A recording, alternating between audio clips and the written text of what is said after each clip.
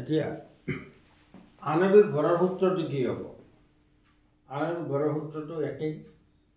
Carbon 12 পৰমাণুৰ 12 ভাগৰ 1 অংশতকৈ অণু এটাৰ ভৰ যিমান গুণে বেছি তাকে অণুটোৰ আপেক্ষিক আণবিক ভৰ বুলি কোৱা হয়। The mass of a molecule which is how many times greater than 1/12 part of carbon 12, that is called molecular mass. এতিয়া molecular mass এই একেখিনি কণ্ডিশ্যন খাটিব। মলিকুলাৰ ক্ষেত্ৰতে দেখুৱাইছোঁ, অণুৰ ক্ষেত্ৰতে দেখুৱাইছোঁ, একেখিনি কণ্ডিশ্যনে ইয়াত এপ্লাই হ'ব। সেই মলিকুলাৰ মাছখিনি আমি কেনেকৈ উলিয়াম? মলিকুলাৰ মাছ উলিয়াবৰ কাৰণে তোমাৰ এখন চাৰ্ট মুখস্থ লাগিল। পৰমাণুবিলাকৰ ভৰ, পাৰমাণৱিক ভৰ তোমাৰ কি লাগিব? মুখস্থ লাগিব। যেনে তোমাক যদি কওঁ মই ছালফিউৰিক এচিডৰ ভৰ কিমান, তুমি নিশ্চয় উলিয়াব পাৰা। হাইড্ৰোজেনৰ ভৰ 1 ধৰিম, কেইটা আছে? হাইড্ৰোজেন 2টা, প্লাছ ছালফাৰৰ ভৰ কিমান? 32 গ্ৰাম, প্লাছ অক্সিজেনৰ ভৰ কিমান? 64, কিমান হ'ব? 98 গ্ৰাম। নাইট্ৰিক এচিডৰ ভৰ, নাইট্ৰিক এচিড কেনেকৈ উলিওৱা তুমি?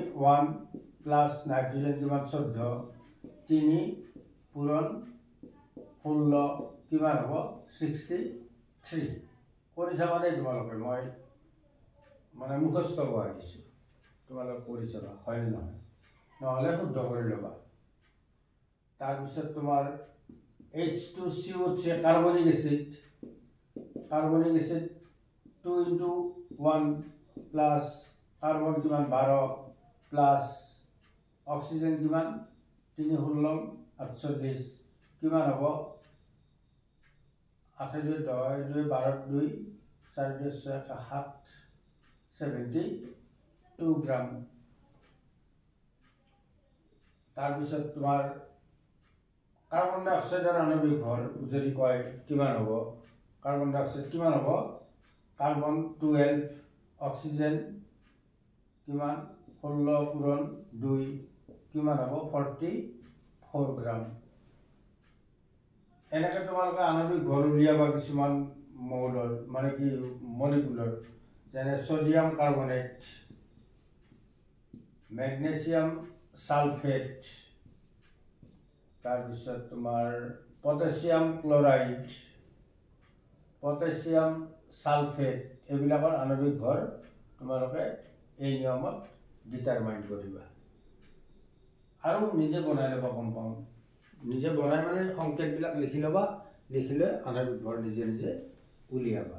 এইটোত মানে উস্তাদ হ'ব লাগে তুমি আণবিক ভৰ উলিওৱা। তাৰ কাৰণে তোমাক মেইন কনচেপ্টটো কি লাগিব? পাৰমাণৱিক ভৰ প্ৰত্যেকৰে তুমি জানিব লাগিব। আৰু ইতিমধ্যে মই জানা বুলি ভাবোঁ, কাৰণ চাৰ্টবিলাক দিয়া হৈছে তোমালোকক পাৰমাণৱিক ভৰৰ। গতিকে ছাত্ৰ ছাত্ৰীসকল, আজি মই আণবিক ভৰ আৰু পাৰমাণৱিক ভৰৰ ওপৰত ডিছকাছ কৰিলোঁ। নেক্সট তোমালোকক মই ইয়াৰ পিছৰখিনি, মানে ইয়াত মেথমেটিকেল প্ৰব্লেমো আছে মলৰ ওপৰত বেছ কৰি, মলৰ ওপৰত বেছ কৰি থকা মেথমেটিকেল প্ৰব্লেমখিনি কেনেকৈ ইজিলি ছল্ভ কৰি দিব পাৰি, বেছি একো নাভাবা নিচিন্তাকৈ, সেই বিষয়ে তোমালোকৰ লগত আলোচনা কৰিম। তোমালোকে ভিডিঅ'টো ইউটিউবত চাবা, মোৰ চেনেলত চাই ছাবস্ক্ৰাইব কৰিবা, কিন্তু তেতিয়া ভাল পাম মই।